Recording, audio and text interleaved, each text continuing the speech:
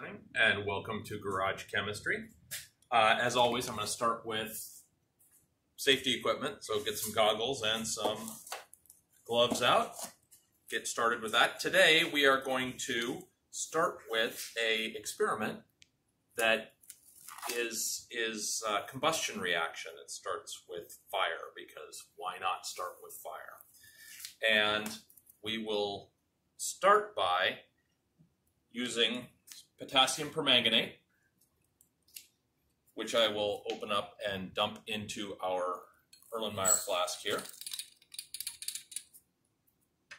Potassium permanganate is going to be the catalyst in our reaction, and what it's going to be catalyzing is the decomposition of hydrogen peroxide.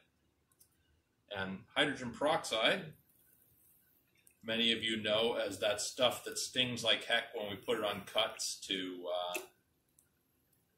disinfect a cut.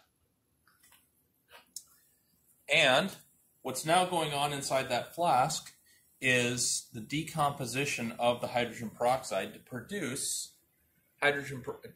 water and oxygen gas. As it continues to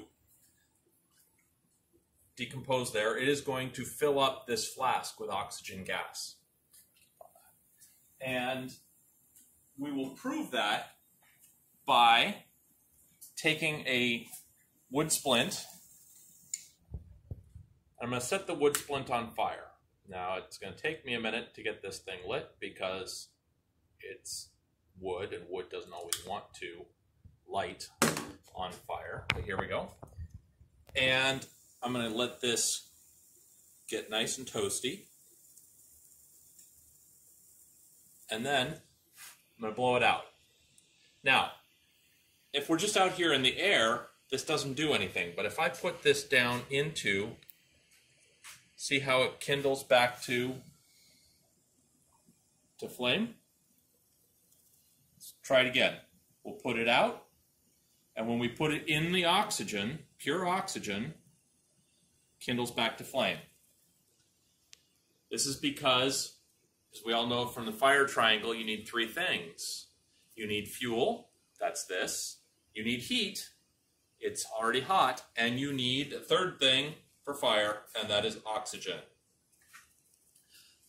This also came into play in the tragedy of Apollo 1, when a spark happened inside the capsule in a 100% oxygen environment.